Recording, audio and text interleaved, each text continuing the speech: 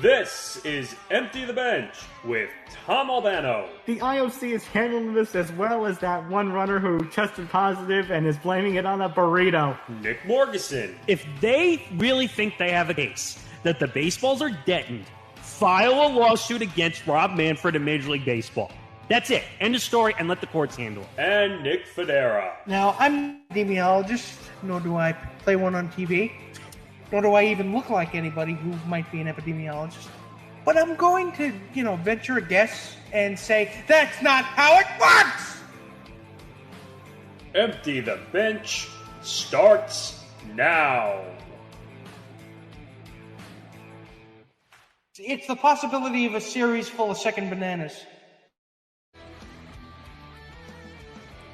Well, I wonder how it's going to work. We haven't done this in a while. Hello, everybody. It's episode 91 of Empty the Bench. Tom Albano along with Nick Federa. And for the first time in what feels like forever, we have no Nick Morgeson.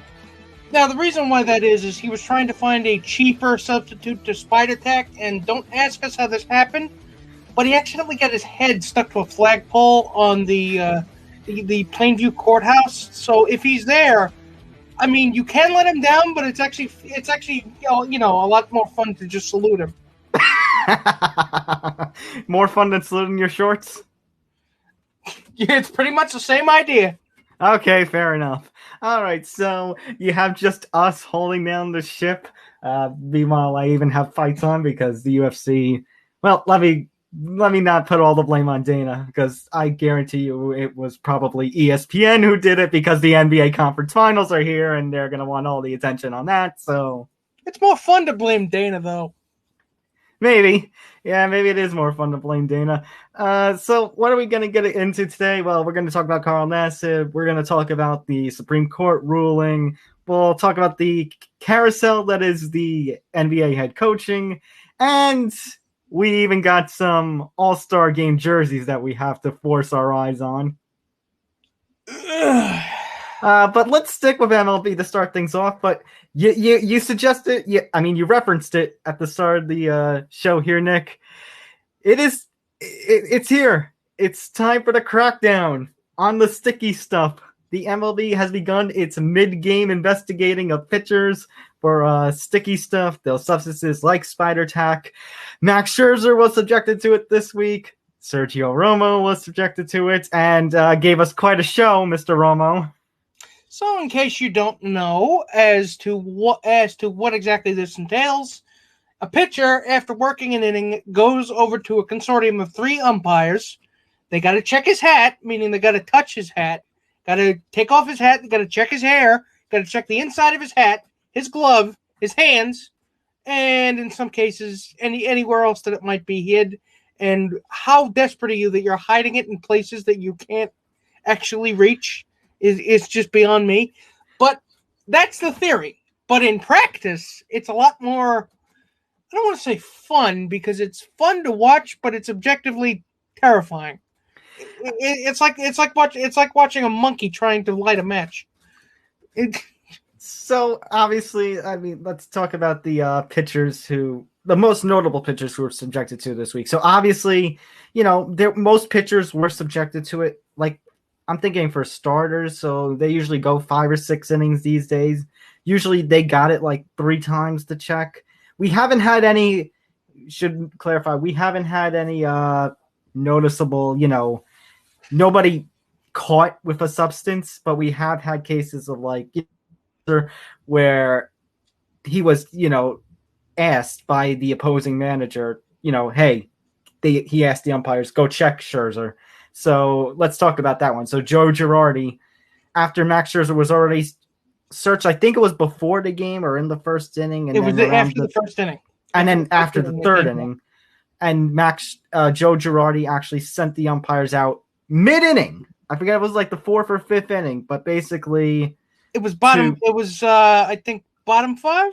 Bottom 5, okay, yeah. So bottom 5, Joe Girardi asked the umpires to search Max Scherzer, and you could tell Max Scherzer was a little peeved. It was a lot, not a little. I mean, the face belied a little, but you can see in his eyes he was really pissed off. So that being the case, They came to him, and it's basically performance art at this point, where he's rolling his eyes, yelling at them, I got nothing, I got nothing, I got nothing. Now, Kevin Long, the Nationals hitting coach, who knows Joe Girardi from their time together with the Yankees, they won a championship together, actually started screaming at Girardi, and Girardi comes out of the dugout and saying, "Let's go, K. Long," challenging him to a fight. Well, Scherzer also stared down Girardi. He did.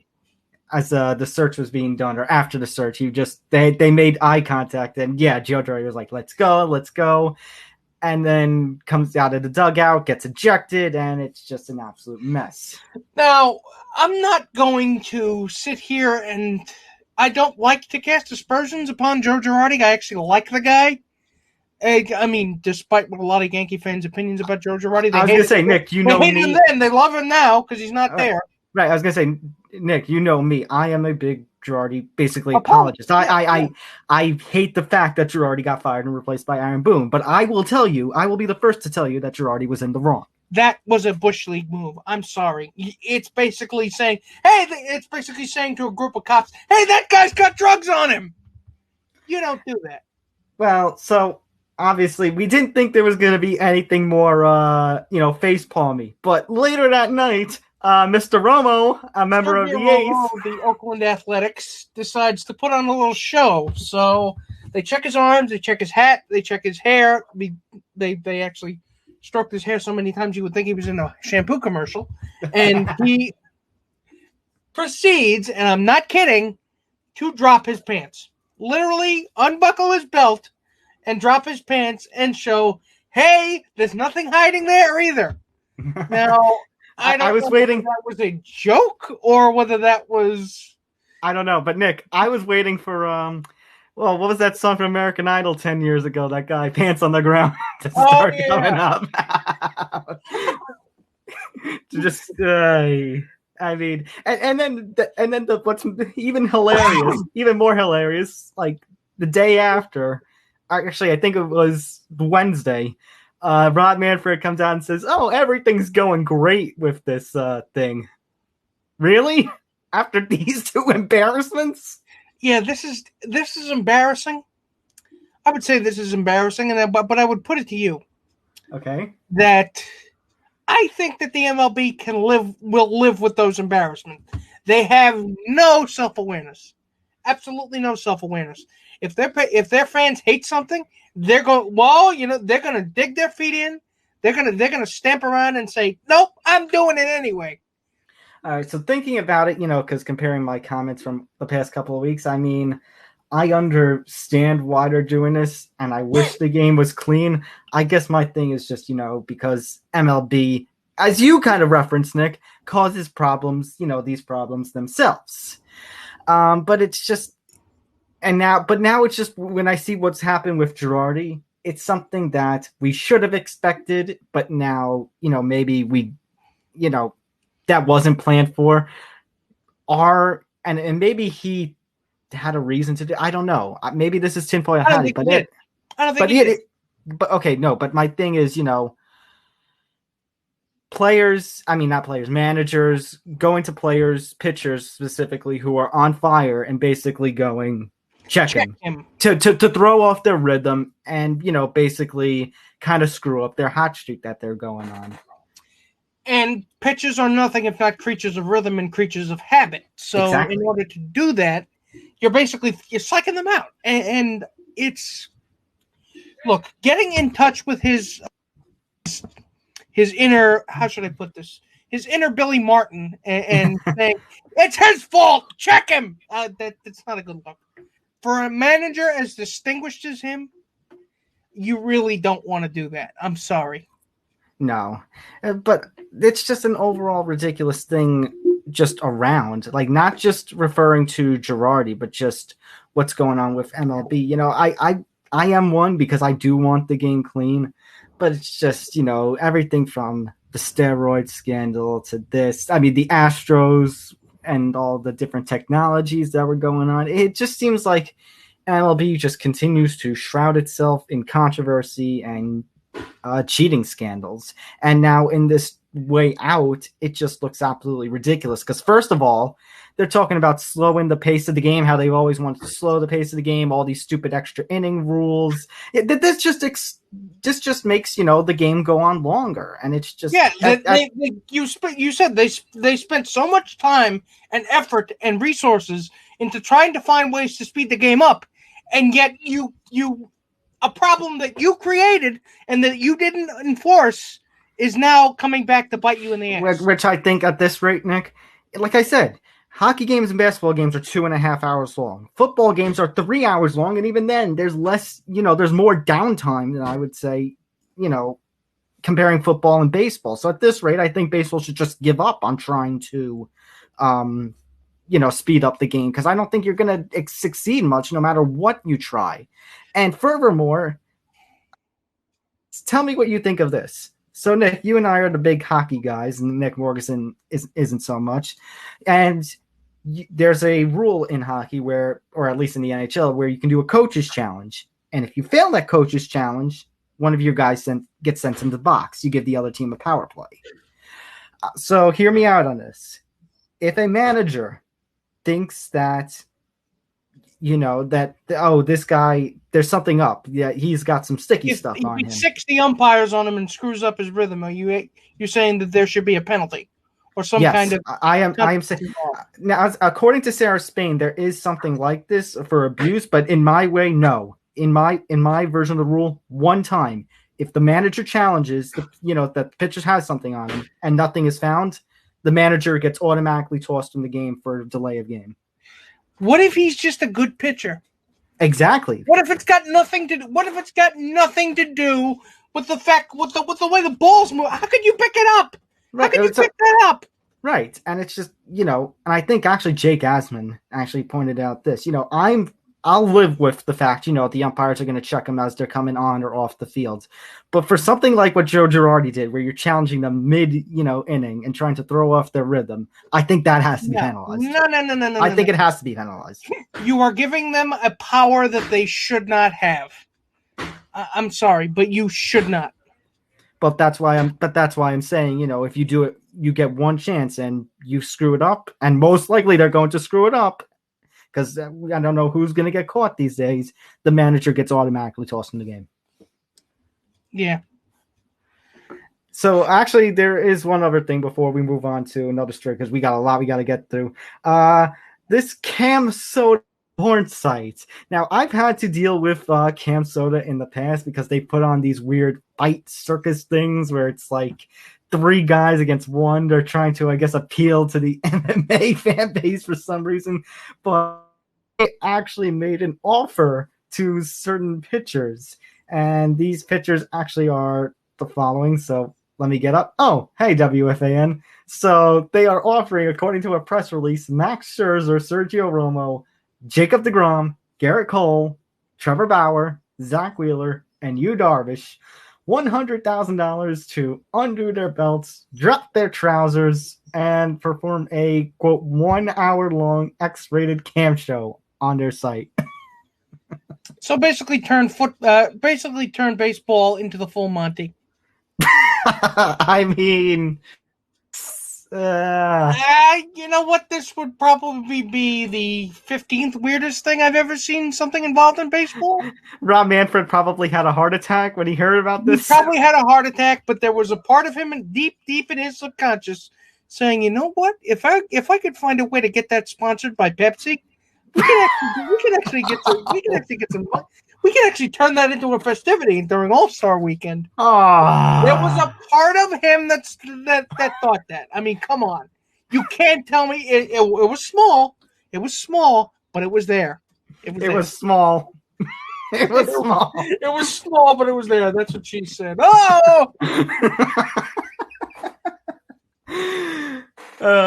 This show is going to descend into madness. I can tell already.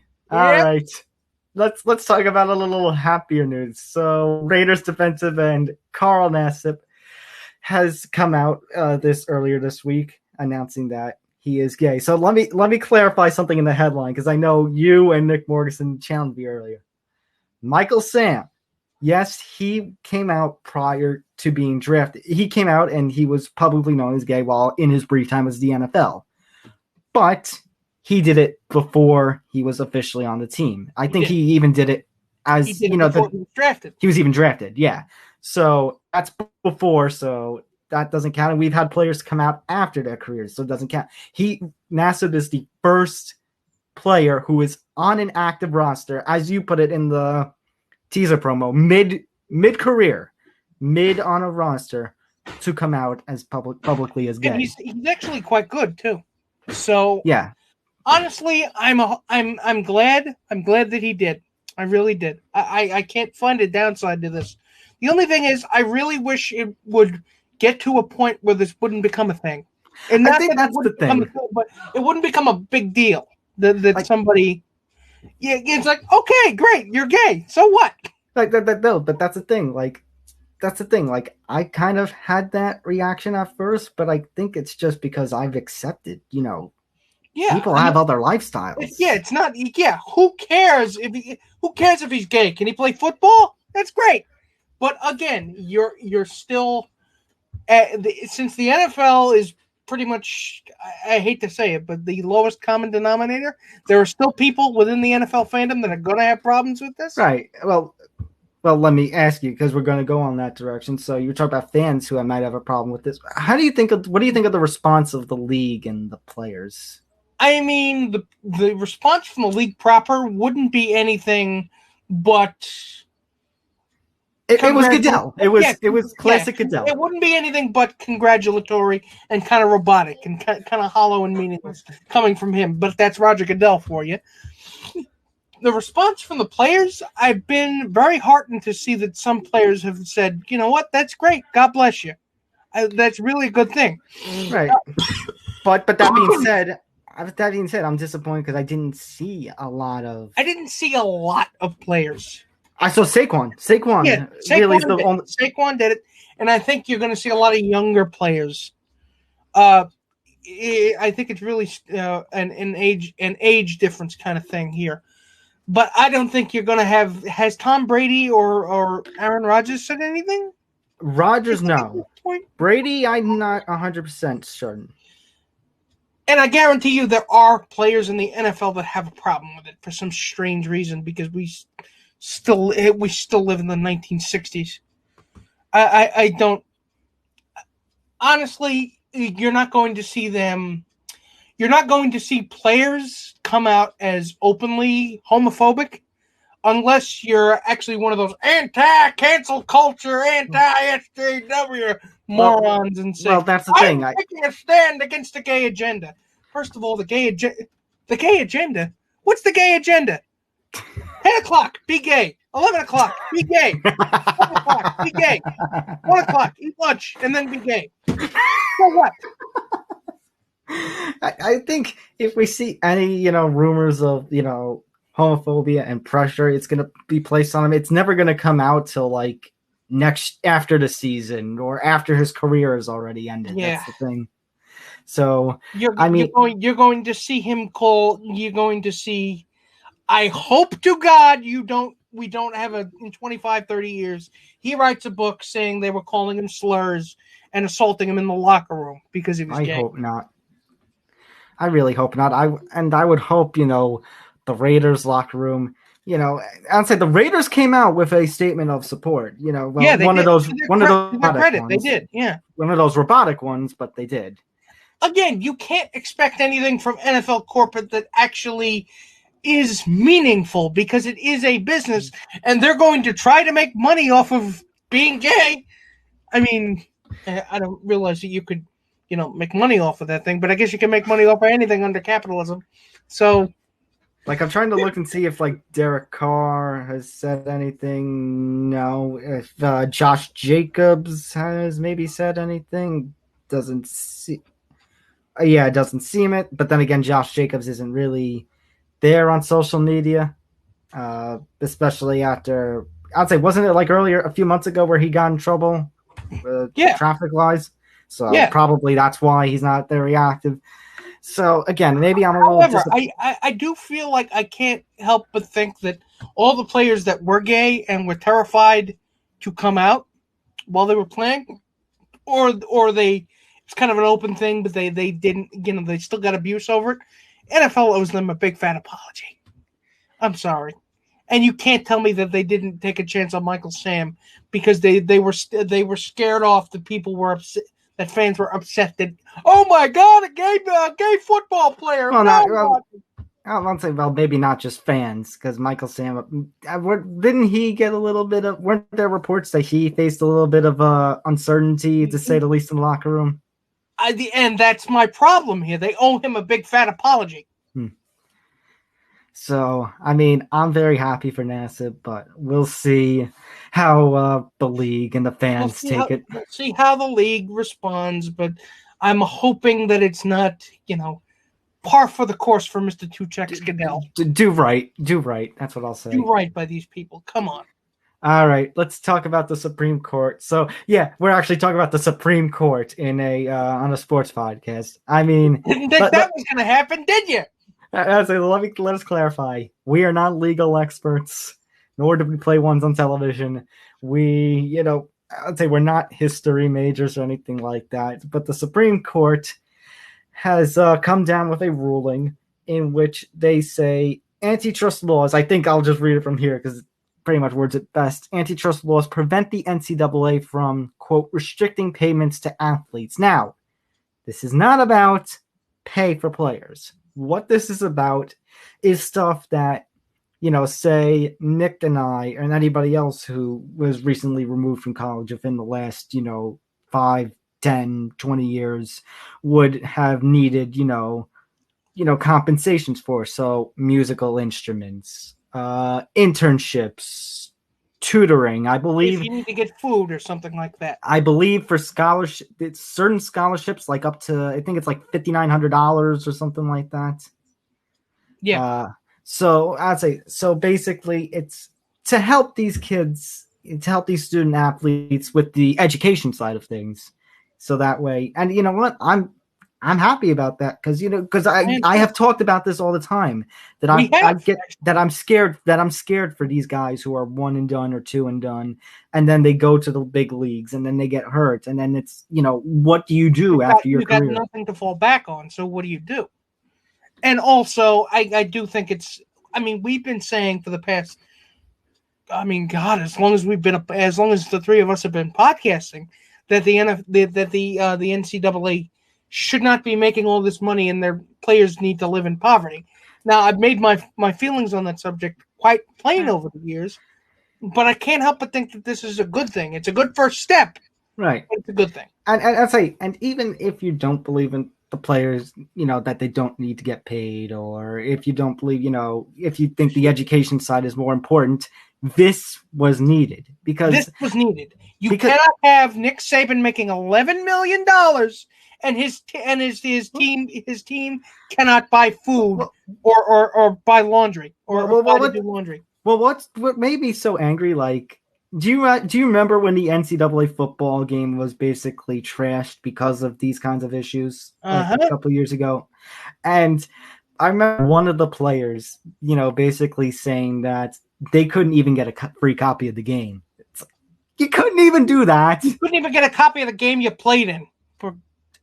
And it's just, look, I know people always say, my members of my family included, it's like, they're giving you an education for free. Well, you know what? They're not giving you an education because the only thing they're doing is prepping you to play football for them, especially if you go to a bigger school like Alabama or LSU.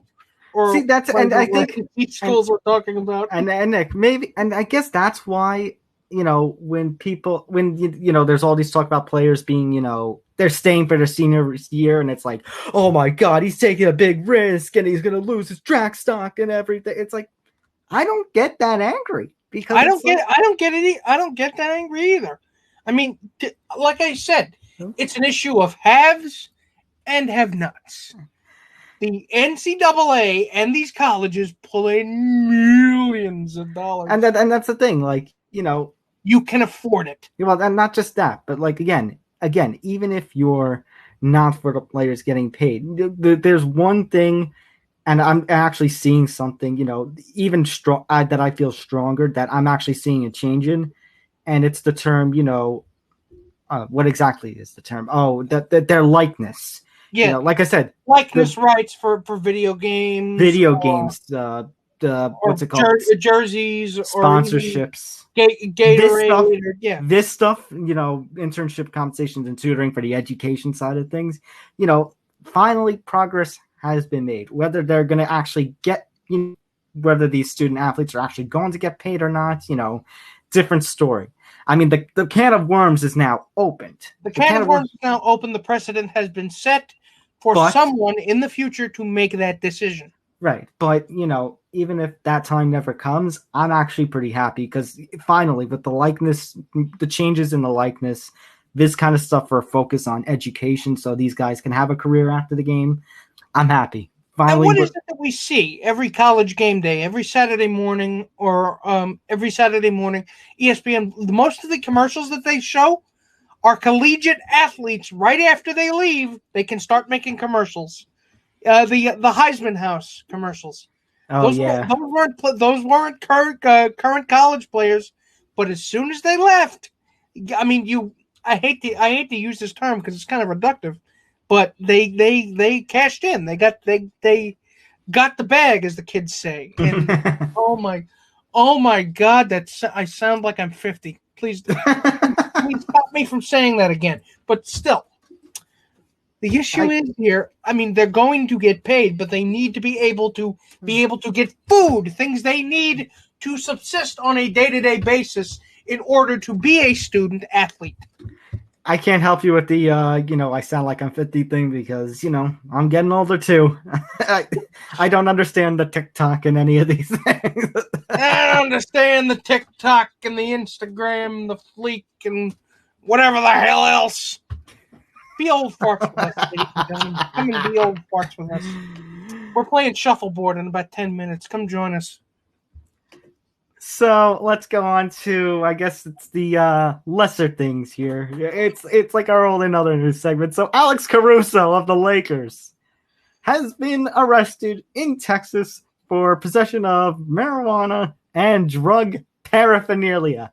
I'm glad that I actually spelled the word paraphernalia. Paraphernalia. Definition. It's spelling bee time, so we might as well do. Yeah, that's 2 years of J school for you. Because if there's one word, they always make you learn. It's always the long ones. Well, I was gonna say that's J school for you. You mean learning words or marijuana? Yes. A little bit of both.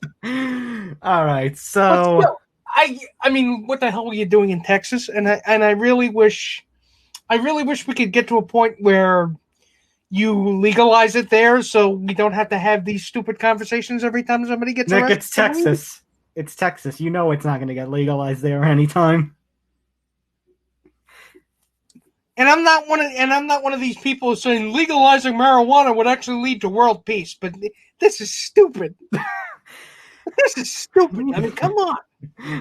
Oh my God! And now that you say that, now I'm picturing, what if legalizing marijuana did lead to world peace?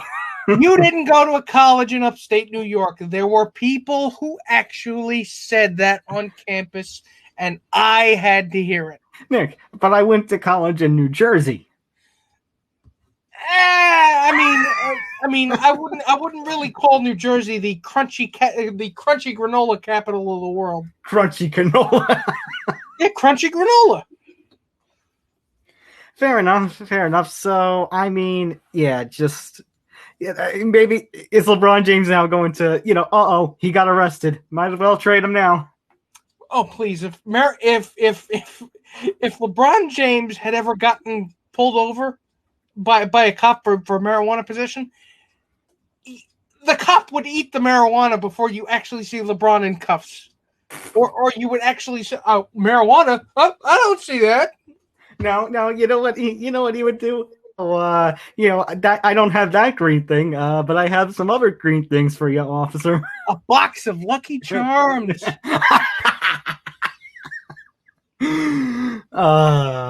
It's also magically delicious. All right. Wait. We mentioned. Yeah, go ahead. We mentioned LeBron. Nick Morrison, if you can hear us, please comment the LeBron rant. Yes, well, somebody had to be the resident LeBron, take a shot at LeBron this week, and I figured it'd be me, even though I actually don't hate LeBron to the depths in which my co-host does. But here we find ourselves, ladies and gentlemen. All right, but we actually do have comments from Nick Morrison in regards to these three head coaching moves. So yes, the head coaching carousel in the NBA rolls on. And, it might not be as fun as the NFL head coaching carousel at the end of each season, but there you go. So we have Ime Udoka, Neil Long's husband? Yes, I believe. As the Celtics head coach. I think he was an assistant on the Nets. And he was, yes. We have the return of Jason Kidd to the head coaching position as the Mavericks head coach after, of course, the whole Bucks thing a couple of years ago. And we have Chauncey Billups, he of the Pistons, the Knicks, and pretty much everywhere else, as the Trailblazers head coach. That, to me, is interesting. So, actually, we bring up Jason Kidd. So now I believe Damian Lillard wanted Jason Kidd as the head coach for the Trailblazers, but Kidd elected to not take the job, and the given reason was because of the pressure, the public pressure. I guess you're trying to piss Dame Lillard off, but you know what? If it pisses him off and gets him to go to the Knicks, I'm fine. Yeah, but you'd have to trade for him, and what would he cost? Good point. I fully expect Gene. I fully expect Gene Stolen to do such a thing, but So before he got his head stuck to a flagpole, Nick actually left us with a couple of pointers about what he thinks about these hires. Now, seeing as how we don't have Mr. Basketball here, I'm going to read off what he told us. So he thinks that Jason Kidd was, quote, all right with the Nets until he tried to use the Bucks to get traded because he was becoming the Bucks coach. So I'm inclined to agree with him there because, Jason Kidd, he did kind of step on a couple of toes last time he was in the head coach's chair. With Chauncey Billups, it's like that is interesting to me because I've always heard for years and years and years Chauncey Billups is a great basketball mind. He's going to be a great coach, and I want to see what he does. Yeah, but you know what? What have we talked about, Nick? Just because you make a great player doesn't exactly mean you're going to make a great head coach. Good point. We've seen that time and time again with the NFL and the NBA. The NBA. The NFL and the NBA. I'd say maybe not so much the NBA, but. It's more of a problem. I think it's more of a problem. There's more of a flame-out potential in leagues like the NFL, but still. I think the Mavericks and the Celtics are pretty good. You don't really have to do a lot of tinkering there. With Jason Kidd, with the Mavericks, you basically just have to get everybody to calm down and stop hating each other. With the Celtics, it's pretty much okay. What do we do now that you traded? What's his name? Why am I blanking on his name right now? Who did the Celtics just trade away? Oh, Kemba Walker. Kemba Walker. Now that you just traded away Kemba Walker, now what are you going to do? But with I get the price tag thing. It's like I don't know. I think they had a good run in Doc Rivers and Brad Stevens, and now all of a sudden, Brad Stevens gets elevated to replace Danny Ainge, and I don't know. I'm questioning these moves. I'm questioning the trade of Kemba Walker, at least for what they got. I like Al Horford, who they didn't want to pay originally, and now all of a sudden he's back, and Ime Udoka, who I don't know if that's a good successor after having Doc Rivers and Brad Stevens, unless the Celtics are going pure rebuild, which I don't picture with an organization like the Celtics. I don't think they would do that. They would have to take a huge step back this coming season for that to happen, but I don't really know that much about Ime Udoka that I could really make a determination about whether he can be a good coach or not. Because again, assistant coach if let's just use it as a baseball example, as to what I'm familiar with. If you had hired Carlos Mendoza, if somebody had hired like Carlos Mendoza to be the new head coach, good for Carlos, but I don't know if Carlos really has that kind of, I don't, because I really don't know if he has that kind of head coaching acumen. Jason Kidd, the bench coach. Yeah. I was just going to say Jason Kidd, the jury's still out on. I wasn't a fan of his tenure with the Bucks, especially the drink incident. Yes, the Bucks weren't a fan of his tenure with the Bucks. So, I don't know. I don't know about any of these head coaching moves. I don't know if I'm big fans of them. We shall see. All right. The Mets have officially parted ways with General Counsel David Cohen and HR SVP Holly Linval. Now, this was, I think, after a whole investigation, after a whole controversy a couple months back, where basically Mets PR was kind of under fire, basically for wanting to please management more than the workplace. Sticking their fingers in their ears and ignoring sexual assault complaints. And because if we're going to be completely honest, we might as well be completely honest. So, I mean, the two of them were named, I think, in the Athletic story, weren't they? Yeah, I believe they were. I mean, this is the best that we could. I mean, this is the best that we can hope for. And it was pretty much expected that the Mets were going to make some organizational changes because Steve Cohen really does not seem to be the kind of intractable, Sandy Alderson type where I'll die before I let somebody go. Well, and it really seemed like it was the I don't want to say smart decision because the smartest decision would be not to let this happen in the first place. But you think with these controversies that the lesson we learned that Sandy Alderson needs to go, and I'm talking about this. I'm talking about Mickey Callaway after all his mess, the Carlos Beltran things. You would think that maybe it was time for Sandy to say goodbye. You would think so, but I guess somebody's really a Sandy Alderson fan up there. So I mean, like I said, this is not the best version of this story, but it is the least worst version of this story that we could get considering the circumstances, if that makes any sense. Pretty much. So moving on now, Ariel Helwani. So just something to note, Ariel Helwani, we actually told you guys recently that there was a report from Andrew Marchand and a couple other sources that he was going to be joining the Action Network. That is not true. He has come out publicly and has stated that he will be returning to MMA fighting, the Vox Media SB Nation site, with his old show, the MMA Hour, returning now twice weekly. He also has a deal for a Spotify podcast, a whole separate deal. He will be with BT Sport for their combat sports podcast. BT Sport is a European broadcaster, specifically an English broadcaster of the UFC. He will be going to there's this whole new thing, Nick, for journalists. Is it Stack or Substack? Something? Substack. He's going there, and he's going to have. You pay for my verbal diarrhea. And then he's going to have his own YouTube channel where he's going to do non-MMA interviews. Non-MMA stuff. And he's basically becoming a Renaissance man. He's going to be able to do it all. And I'm happy for him. I'm sorry that I have to give you J-School flashbacks, but it reminds me so much of the one-man band thing they all taught us. It's like, well, you need to be your own reporter, your own editor, your own shooter, your own, oh God, I started to get the shakes when I thought of that. And you know what? I think this is the best spot for him because he is that talented. You shouldn't keep him in just, one box. Granted, I'm not the combat guy.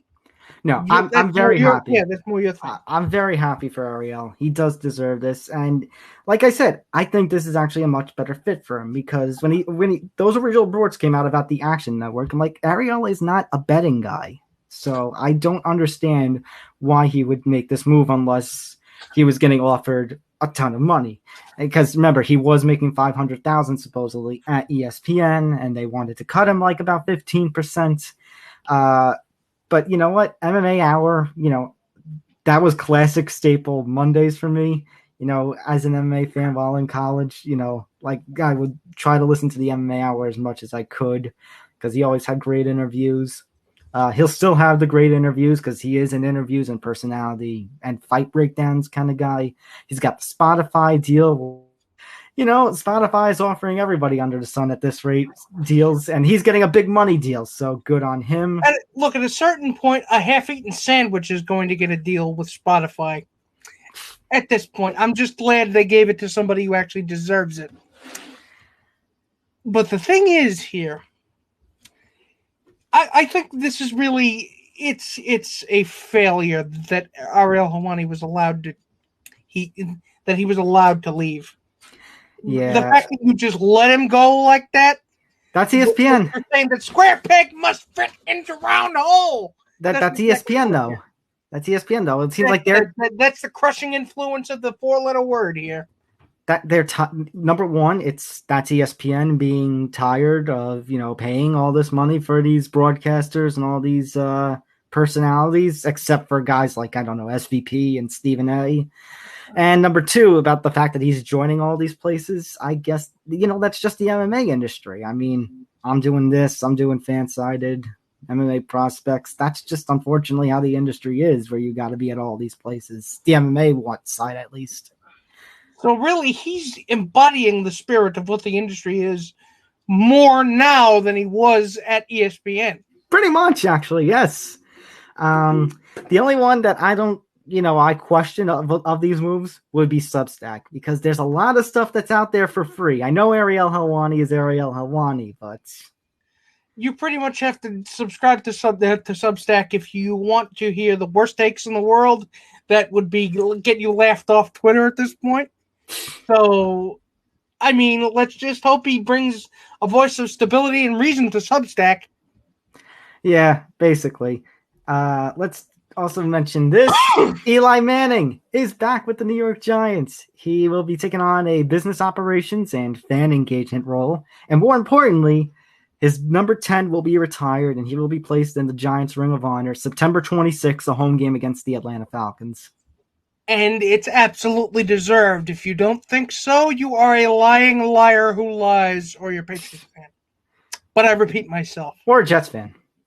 Or a Jets fan. But you know what, that is, you take it where it comes. And it's just, I didn't realize actually that he wasn't already involved with the Giants in some capacity, because he still was pretty close to the team. But now he's officially in a role. He's now officially in a role. He is business operations and fan engagement. So you stick him in a suit, you send him to East Rutherford and say, watch Eli Manning down 50 chicken wings in 5 seconds.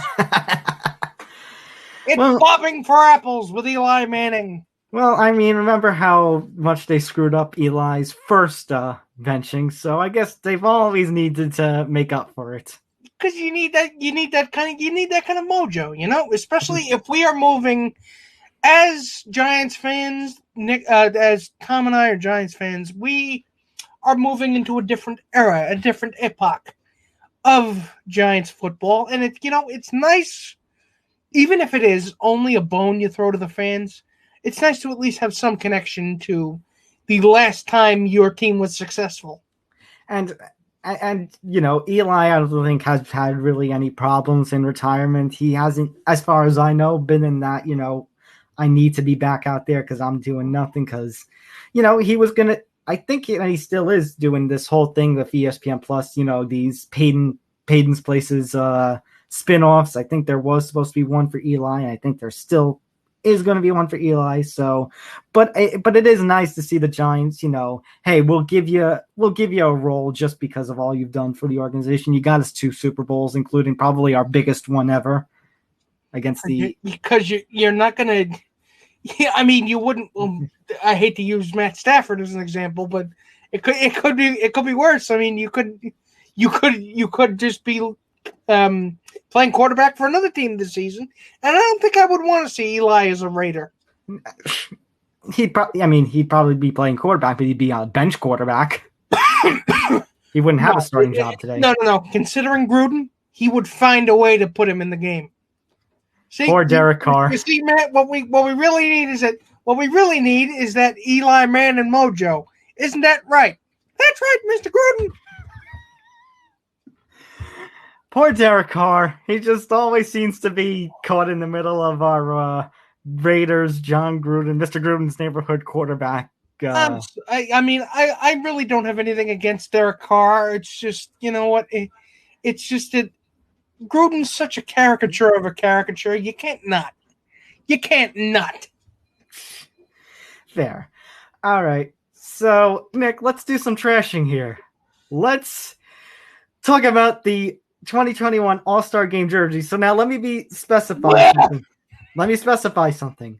So, Major League Baseball, in the past, and especially in these recent years, it has always been the home run derby. The players wear the traditional All-Star Game uniforms with American or national on the front. Which is usually the home and away colors of the host team. Correct. And then on the actual All-Star Game night, they would wear your own uniform. You wear your home uniform. But they have been in talks, and apparently what they're going to do now is they are going to, and I'm trying to find a way if I can share the photo because we have to stare at it. You do too. Yes. Basically, they want one whole uniform. Basically, you want to wear both nights, All-Star Game and the Home Run Derby. So feast your eyes on this. Oh, it didn't go up. Okay, feast your eyes on this. Oh God. Now I've seen some tacky baseball uniforms in my time. I've seen some tacky All-Star Game uniforms in my time. And I gotta say, that's the tackiest. Oh my God. First of all, that is so 90s, it looks like it belongs on a can of Surge. Surge. I really do not like it. First of all, it makes no design sense. Why is the COL in Colorado just there behind the Colorado Rockies logo? It makes no logical sense. Why would you do that? It completely screws up the flow of it completely screws up the look. I mean, it's like having.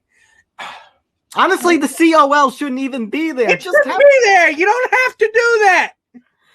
It shouldn't be there. First of all, there's nothing wrong with all white. All white is fine, but it breaks up the symmetry of the uniform when you got a big honking COL right there. Also, if you look very closely at like the arm, the insides of it, there's a blue floral pattern. Now, Nick, correct me. This game is in Colorado. Yeah. Oh my God, it is! But Nick, this game is in Colorado, and originally was supposed to be in Atlanta. Now, when I think of floral patterns, Nick, I don't think of Colorado or Atlanta. I think sunny Florida, sunny California, Hawaii. I don't picture the freaking mountains of cold Colorado. Is there a chance that they actually got one of those floral shirts that big fat party animals wear and just stole it? Because, I mean, floral patterns, for God's sake.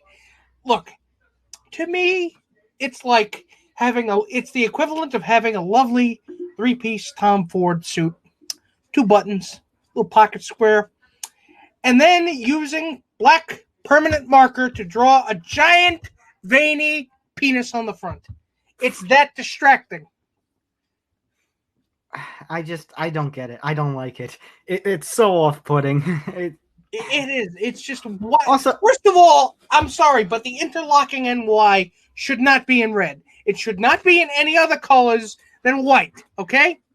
also, I'll say, I guess I don't have too much of a problem of the hat, but here's the whole thing. So there is a traditionalist side of me seeing these kinds of things. I always thought maybe I would like American and national, one jersey for both events, but it's just no. I think I kind of like the old school thing, and I didn't exactly think of this reasoning until somebody on Twitter pointed it out.